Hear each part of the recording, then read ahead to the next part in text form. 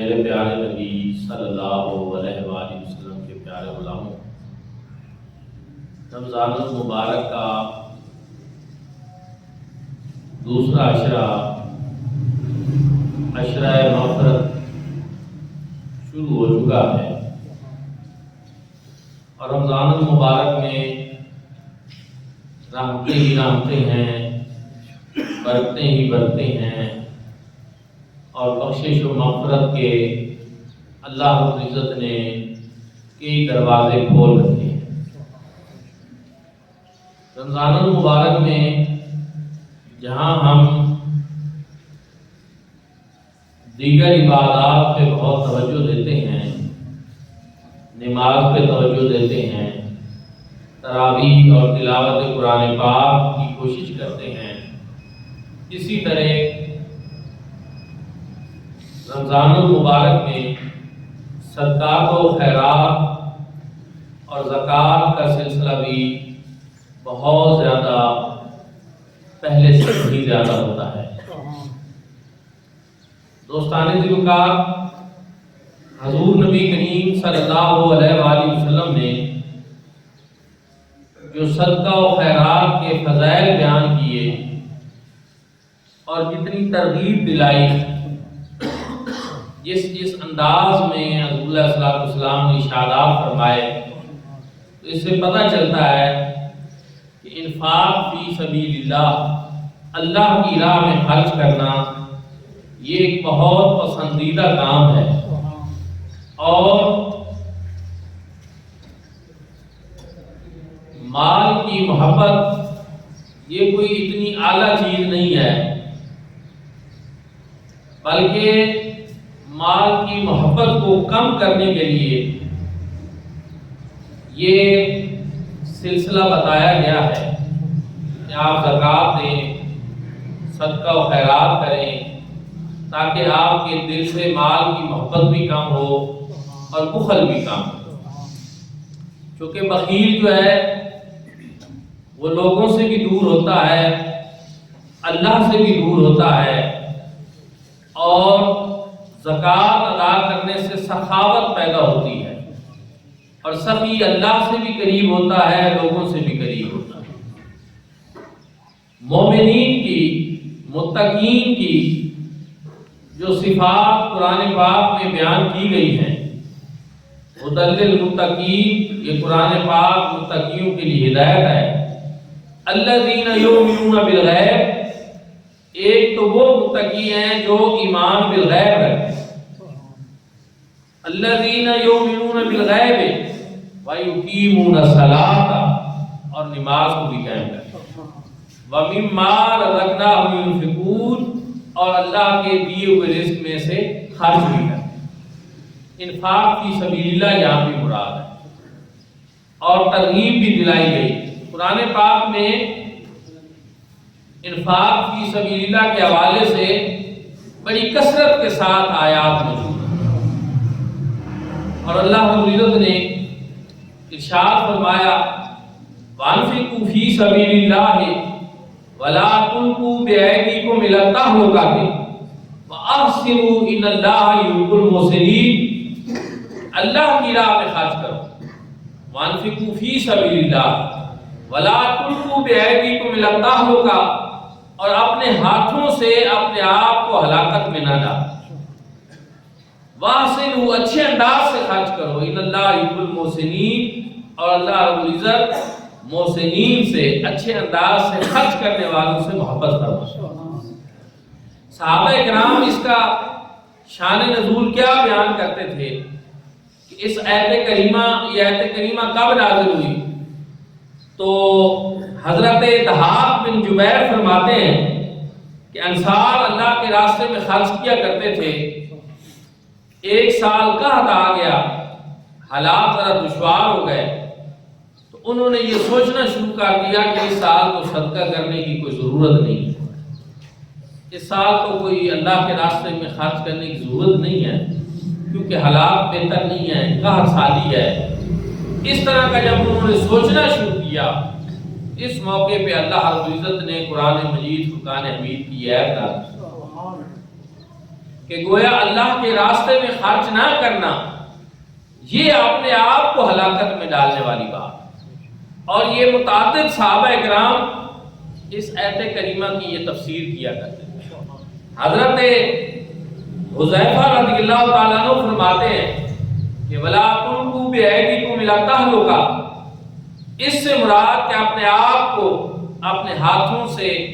تباہی میں نہ ڈالو، ہلاکت میں نہ ڈالو۔ اس سے مراد یہ ہے کہ فقر کے ڈر سے اللہ کے راستے میں خرچ کرنا چھوڑ دینا، یہ اپنے آپ کو تباہی کے حوالے کرنے والی ہے۔ حضرت ابن عباس رضی اللہ تعالیٰ عنہ فرماتے ہیں کہ اللہ کے راستے میں خرچ سے رک جانا یہ اس آیت کریمہ سے مراد ہے۔ اس سے آپ اندازہ لگائیں کہ اللہ رب العزت کے راستے میں خرچ کرنا چھوڑ دینا یہ ایسے ہی ہے جیسے انسان اپنے آپ کو ہلاکت و تباہی میں ڈال، چونکہ پھر مال کی محبت اس کے اوپر غالب آ جائے گی، اور مال کو فتنہ کہا گیا، اولاد کو بھی فتنہ کہا گیا، یعنی ایک آزمائش ہے کہ کہیں ایسا نہ ہو کہ مال کی محبت تمہارے دل کے اوپر غالب آ جائے اور اللہ رب العزت کی محبت وہ پھر مغلوب ہو جائے۔ اس لیے بہتر ہے کہ تم اللہ کے راستے میں خرچ کرو، انفاق فی سبیل اللہ کرو اور صدقہ کیا کرو۔ پھر اللہ رب العزت نے ارشاد فرمایا کہ جو سود ہے یمحق اللہ الربا ویربی الصدقات، کہ سود سے مال کم ہوتا ہے اور صدقے سے مال میں اضافہ، مال میں اللہ رب العزت اضافہ فرماتا ہے۔ حضور نبی کریم صلی اللہ علیہ وسلم نے ارشاد فرمایا کہ صدقہ سے مال کم نہیں ہوتا۔ پھر حضور صلی اللہ علیہ وسلم نے ارشاد فرمایا صدقہ سے مال میں اضافہ ہوتا ہے۔ اب آپ دیکھیں کہ اللہ رب العزت بھی فرماتے ہیں کہ صدقہ مال کو بڑھاتا ہے، حضور نبی کریم صلی اللہ علیہ وسلم بھی فرما رہے ہیں کہ صدقہ سے مال کم نہیں ہوتا، مال بڑھتا ہے۔ چونکہ قرآن پاک میں زکوٰۃ کے لیے بھی صدقہ کے الفاظ آئے ہیں، نفلی صدقہ کے لیے بھی صدقہ کے الفاظ آئے ہیں، تو اس لیے میں یہاں صدقہ کے الفاظ کو استعمال کر رہا ہوں، اس مخصوص اصطلاح کو استعمال کر رہا ہوں کہ صدقات جو ہیں ان سے مال پاک ہوتا ہے، ان سے مال میں اضافہ ہوتا ہے، ان سے مال میں بڑھوتری۔ زکوٰۃ کے لغوی معنی تزکیہ کے، پاک اور صاف کرنے کے ہیں، کہ جب انسان زکوٰۃ ادا کرتا ہے اس سے اس کا مال جو ہے وہ پاک اور صاف ہو جاتا ہے۔ دوسرے اس کے معنی نمو اور بڑھوتری کے ہیں، نشو و نما کے ہیں،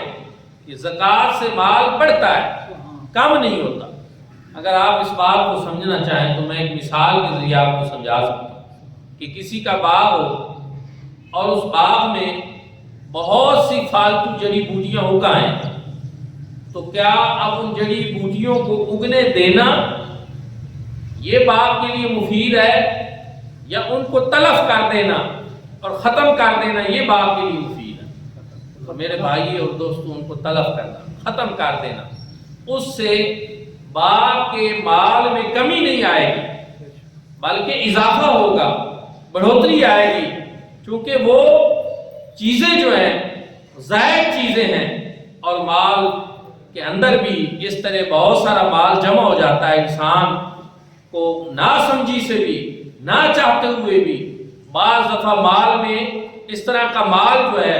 تجارت کرتے ہوئے، لین دین کرتے ہوئے مال میں اس طرح کی چیزیں آ جاتی ہیں جو صحیح نہیں ہوتی، تو مال میں اضافہ کے لیے ضروری ہے کہ آپ اس میں سے صدقہ نکال، اس میں سے زکوٰۃ نکال دیں، اس سے آپ کا مال پاک اور صاف بھی ہو جائے گا اور آپ کے مال کو اللہ رب العزت اور بڑھا بھی دے گا۔ رب تعالیٰ کے جو وعدے ہیں رزق دینے کے، مال بڑھانے کے، ان میں سے یہ بھی ہے کہ تم اللہ کے راستے پہ خرچ کرو، اللہ رب العزت تمہارے مال کو اور زیادہ بڑھا دے، اس میں اضافہ کر دیں گے۔ تو زکوٰۃ جو ہے یہ مال کو پاک کرتی ہے، یہ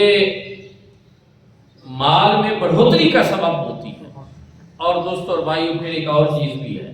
کہ مالدار لوگ تو زکوٰۃ ادا کریں، چونکہ زکوٰۃ صاحب نصاب کے اوپر فرض ہے۔ ایک بات تو آپ یہ یاد رکھیں کہ قرآن مجید فرقان حمید نے ہمیں جو بتایا، ہمارے دین اسلام کی جو تعلیمات ہیں ان میں زور زبردستی نہیں ہے کہ ایک بندہ وہ زکوٰۃ ادا کرنے کا نصاب ہی اپنے پاس نہیں رکھتا تو آپ لازمی وہ بھی زکوٰۃ دیں، نہیں۔ زکوٰۃ کس کے اوپر فرض ہے؟ صاحب استطاعت، صاحب نصاب کے اوپر فرض ہے۔ اور نصاب کتنا ہے؟ 52.5 تولے چاندی کی قیمت کے برابر۔ اس سال جو گورنمنٹ آف پاکستان نے نصاب زکوٰۃ بیان کیا تھا وہ 1,35,000 اور کچھ روپے تھے، 1,35,000 اور کچھ روپے تھے۔ میں اس حوالے سے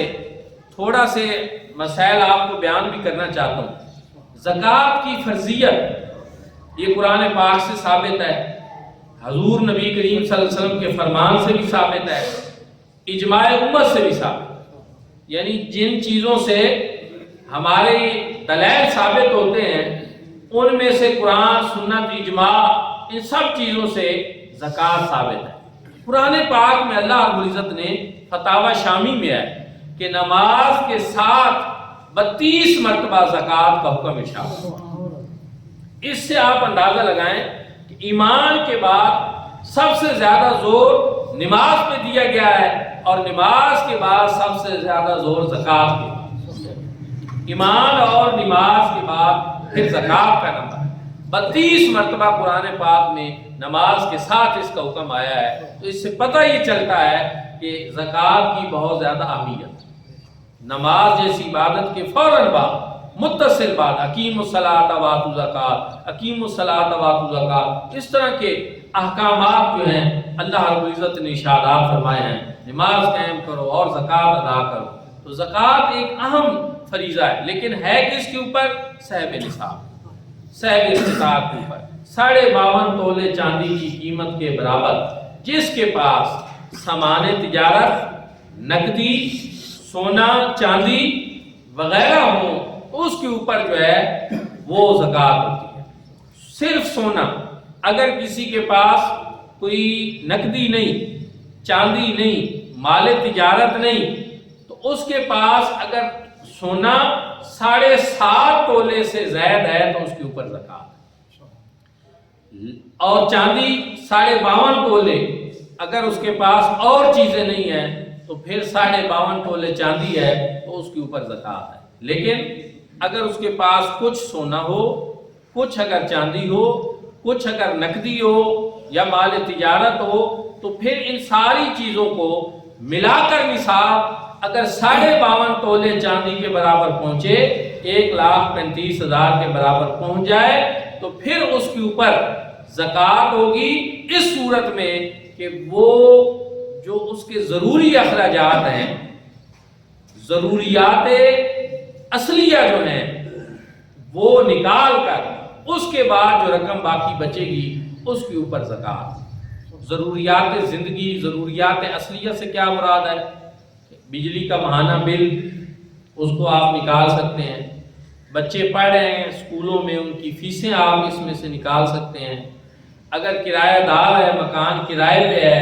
اس کا کرایہ نکال لیں، اگر دکان ہے اور وہ کرائے پہ ہے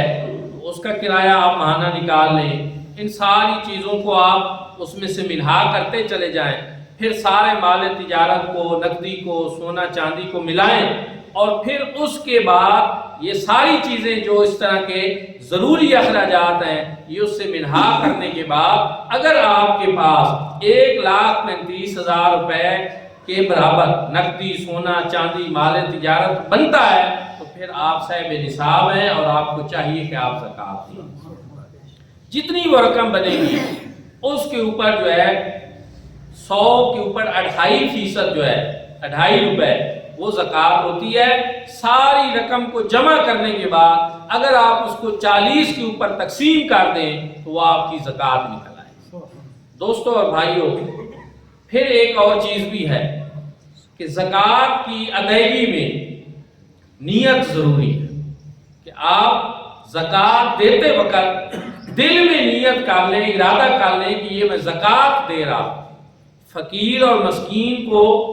یہ بتانا ضروری نہیں ہے کہ یہ زکوٰۃ کے پیسے، نیت کا ہونا بڑا ضروری ہے۔ نیت آپ کر لیں اور پھر آپ اس کو زکوٰۃ دیں۔ پھر اس میں ایک اور چیز بھی ہے کہ جب کوئی دکاندار ہے، اس کے پاس مال تجارت ہے اور اس نے زکوٰۃ ادا کرنی ہے، اس کا طریقہ یہ ہوگا کہ وہ اپنی دکان کی چیزوں کی ایک فہرست بنا لے گا اور اس میں دو باتیں، یا تو ہر چیز کو ایک ایک کر کے کاؤنٹ کرے، اور فی زمانہ یہ مشکل کام ہے کہ بہت سارا چیزیں پڑی ہوتی ہیں، بڑی دکانیں جو ہوتی ہیں ان میں بڑا سامان، بہت زیادہ چھوٹا بڑا سامان ہوتا ہے، تو اس طرح بعض دفعہ ممکن نہیں ہوتا کہ ہر چیز کو واقعی الگ الگ کر کے جو ہے اس کو پھر اس کا حساب بنایا جائے اور زکوٰۃ دی جائے۔ وہ کہتے ہیں کہ اس میں پھر حساب لگانا ہوتا ہے اندازے سے، لیکن ایک بات یاد رکھیں کہ اندازہ لگاتے وقت کبھی بھی آپ کا اندازہ ایسا نہ ہو کہ جو آپ کا مال وہاں پڑا ہے اس سے کم، تھوڑا سا زیادہ لگ جائے تو کوئی حرج نہیں، لیکن اس میں کم نہیں ہونا چاہیے، یہ بات آپ نے یاد رکھنی، کیونکہ جو چیزیں پھر بچ جائیں گی اگر آپ اندازہ کم لگائیں گے، زکوٰۃ کی ادائیگی کم ہوئی تو وہ آپ کے ذمہ واجب رہے گی اور آپ کے ذمہ رہے گی۔ اس لیے آپ دکان کی زکوٰۃ کا حساب جب لگائیں گے تو اس میں سے ان چیزوں کا خیال رکھیں۔ پھر ایک اور چیز کہ زمینی پیداوار جو ہے اس پہ عشر ہوتا ہے، لیکن جو گھر کے مکان ہوتے ہیں اس کے اوپر زکوٰۃ نہیں ہوتی۔ جو مکان گھریلو بنانے کے لیے پلاٹ خریدا ہوا ہوتا ہے اس پہ زکوٰۃ نہیں ہوتی، لیکن اگر کوئی کاروبار کرتا ہے، بزنس کے لیے پلاٹ خریدا ہے، یہ پلاٹ میں خرید کر انویسٹمنٹ کر رہا ہوں اور بعد میں بیچ دوں گا، تو اس کے اوپر زکوٰۃ ہوگی۔ گھر کے کمروں، گھر کی استعمال کی چیزیں، گھر کے اندر استعمال ہونے والی گاڑی، ان چیزوں کے اوپر زکوٰۃ نہیں ہوتی۔ زراعت کے لیے استعمال ہونے والے ٹریکٹر کے اوپر زکوٰۃ نہیں ہوتی، لیکن جب زمینی پیداوار آپ حاصل کریں گے زمین سے تو اس کے اوپر زکوٰۃ ہوگا، اس کے اوپر عشر ہوگا۔ زمینی پیداوار کی زکوٰۃ کا نام ہی عشر ہے، زمینی پیداوار کی زکوٰۃ کو عشر کہتے ہیں۔ اب اس کی دو صورتیں پھر آگے ہوتی ہیں کہ جو برانی ہوتی ہے اس میں عشر ہوتا ہے، اور جو کنویں والی، ٹیوب ویل والی، بور والی زمین ہوتی ہے اس پہ نصف عشر ہوتا ہے، یعنی 10 گٹو اگر ہوئے ہیں برانی کے تو 10واں گٹو آپ عشر دیں گے گندم کا، لیکن اگر آپ کی ٹیوب ویل والی ہے تو آپ آدھا گٹو دیں گے۔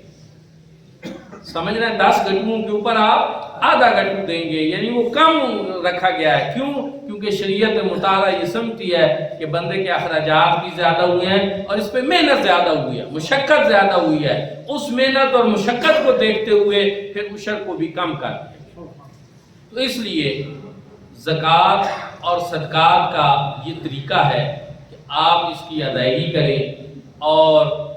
زمین کی پیداوار میں سے جو کچھ پیدا ہوتا ہے، جس قسم کی فصلیں، کیونکہ اللہ رب العزت نے قرآن پاک میں جو ارشاد فرمایا یا ایھا الذین آمنوا انفقوا من طیبات ما کسبتم ومما اخرجنا لکم من الارض، کہ اے ایمان والو جو کچھ تم رزق حلال کماتے ہو اس میں سے زکوٰۃ ادا کرو، اور جو کچھ تمہاری زمین سے پیدا ہوتا ہے اس کے اوپر تم عشر ادا کرو۔ تو جو مما اخرجنا لکم من الارض میں ما کا کلمہ عام ہے کہ جو کچھ تمہاری زمین سے پیدا ہوتا ہے، اب چاہے وہ سبزیاں ہیں، چاہے وہ گندم ہے، ہر قسم کی پیداوار جس میں منفعت ہو اور جو کسی قیمت میں آتی ہو، جو کسی قیمت میں آتی ہو، اس کے اوپر پھر جو ہے وہ عشر ہوگا، اور اس پر وہ زمینی پیداوار کی زکوٰۃ آپ کو ادا کرنا ہوگی۔ زکوٰۃ دینی کس کو ہے، یہ دوسری بڑی چیز۔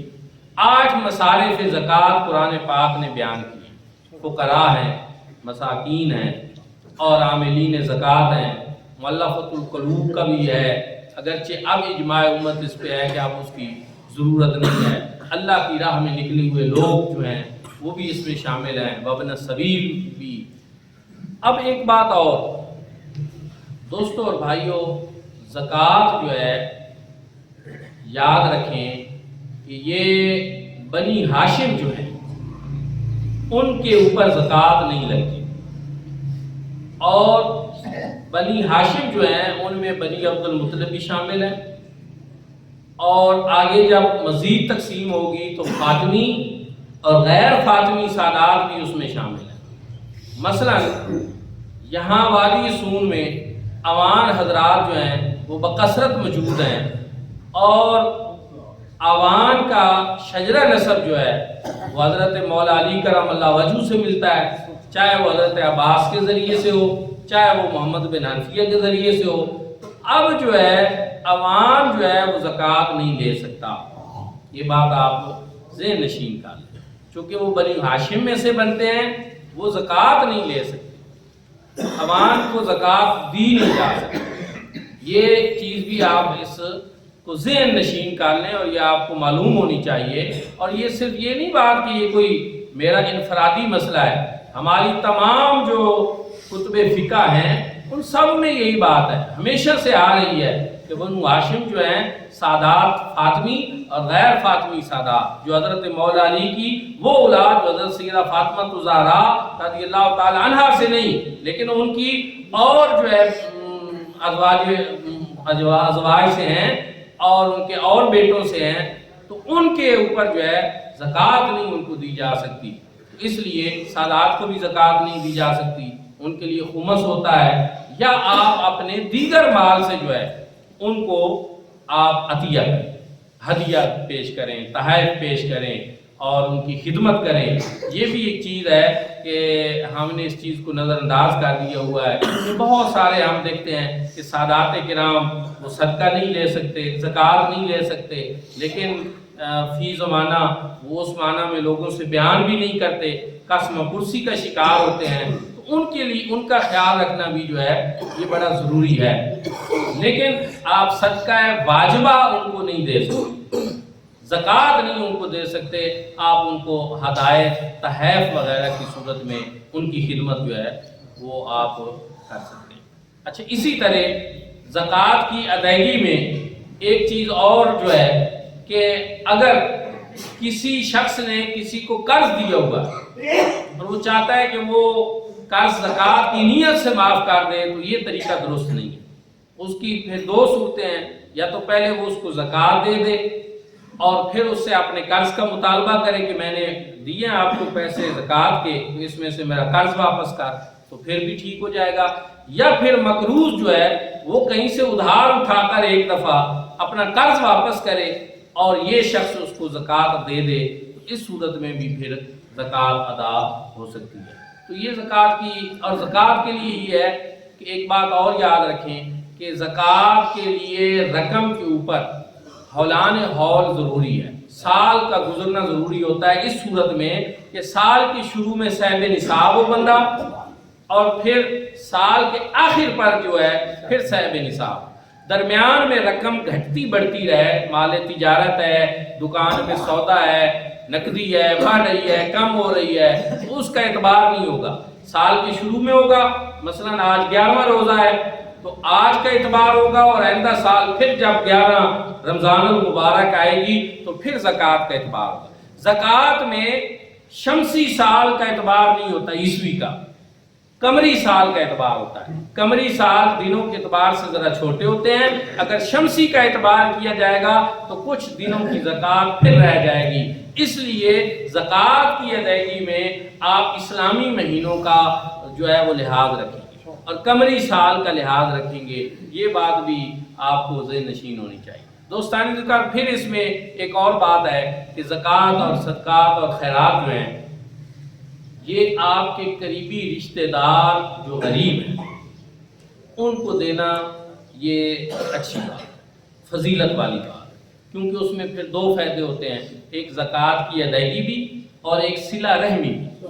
کہ آپ کے رشتہ داروں کے ساتھ جو آپ نے صلہ رحمی کی اس کا بھی آپ کو ثواب ملے گا۔ اس لیے ایک تو اس چیز کا بھی خیال رکھا کریں کہ بعض دفعہ ہم اپنی سخاوت کا اظہار دور تو بہت کر رہے ہوتے ہیں، لیکن قریب کا ہمارا بھائی، ہماری بہن، ہمارے رشتہ دار وہ جو ہیں قسم پرسی میں ہوتے ہیں، ہم ان کا خیال نہیں رکھتے۔ اس میں ایک اور اصول میں ایک دو بتا دیتا ہوں کہ زکوٰۃ دینے میں اصول اور فروع جو ہوتے ہیں بندے کے، کہ جن سے بندے کی نسل آ رہی ہوتی ہے اور آگے بندے سے جو نسل ہوتی ہے اس میں بندہ زکوٰۃ نہیں دے سکتا. مثلا باپ کو نہیں دے سکتا، دادا کو نہیں دے سکتا،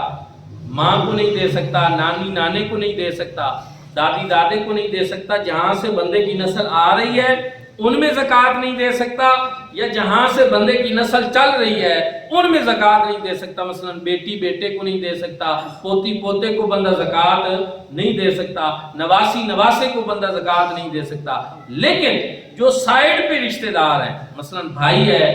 بہن ہے، بھائی بھائی کو زکوٰۃ دے سکتا ہے، بھائی بہن کو زکوٰۃ دے سکتا ہے. تو اس طرح آگے جو ان کے بیٹے ہیں یا ان کی اولاد ہے ان کو زکوٰۃ دی جا سکتی ہے. تو یہ اصول آپ نے یاد رکھنا ہے کہ نسل جہاں سے چلتی ہے وہاں آپ زکوٰۃ نہیں دے سکتے، اور جدھر سے آپ کی نسل آگے جا رہی ہے آپ اس میں زکوٰۃ نہیں دے سکتے. لیکن جو سائیڈ پہ آپ کے رشتہ دار ہیں آپ ان کو زکوٰۃ دے سکتے ہیں. اسی طرح مدارس دینیہ جو ہیں وہ ان میں پڑھنے والے بچے وہ وابن سبیل کی مد میں آتے ہیں، اللہ کی راہ میں نکلے ہوئے لوگ ہوتے ہیں، ان کو زکوٰۃ دی جا سکتی ہے. اور اعلیٰ حضرت نے فتاوی رضویہ میں قرآنی آیات سے جو چیز بیان کی ہے اس کے ذریعے آپ فرماتے ہیں کہ زکوٰۃ جو ہے وہ مدارس دینیہ کے طلباء کو دینا یہ 700 گنا دیگر لوگوں کو دینے سے افضل ہے، اور اس کا اجر بھی 700 گنا زیادہ ملتا ہے. کہ یہ چیز قرآن پاک سے ثابت ہے. تو اس لیے مدارس دینیہ کو، اور بالخصوص میں یہاں بات کروں گا جامعہ مدینہ النبی کی، کہ جس کی وجہ سے آپ کی وادی کی 100 سے زائد مساجد میں قرآن پاک سنانے والے حفاظ الحمدللہ اس سال بھی موجود ہیں. مسجدیں آباد ہیں، خطیب خطبے دیتے ہیں، مسجدیں بھی آباد ہیں، آپ کے بچے حافظ بھی بن رہے ہیں، عالم بھی بن رہے ہیں، آپ کی بچیاں بھی الحمدللہ عالمہ فاضلہ کورس کر رہی ہیں. اور سچی بات یہ ہے کہ بہت سارے ہمارے قریبی یہاں حضرات کو پتہ ہے کہ ہم نے یہاں بچیوں کا ایک ادارہ شروع کرنا تھا بلڈنگ کے لحاظ سے، یہاں آپ کے کسی محلہ میں ہی سمجھ لیں، لیکن ہمارے پاس ابھی اس کے وسائل نہ ہونے کی وجہ سے اس میں تاخیر ہو رہی. اور بہت سارے منصوبے ہیں، ادھر الحسنات اکیڈمک بلاک کا کام